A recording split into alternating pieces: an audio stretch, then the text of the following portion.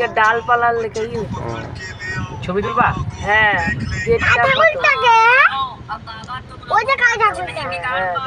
হ্যাঁ ওই থেকে জুম করে ফটোটা উঠায় দিই। হ্যাঁ এবার উঠা। হ্যাঁ হ্যাঁ বন্ধ।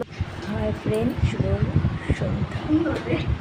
দেখো এখন বাজে 10টা, আমরা এখন তারাপীঠে চলে এসেছি। এই যে আমাদের রুম। হ্যাঁ দেখো এই যে কি করছো পিউষ? কোথায় আসছো? গুরু গুরু দেখো গাইস, চলে এসেছি। এখন আমরা ফ্রেশ হয়ে নেব, তারপর সকালবেলায় চান করে পুজো দিতে যাব।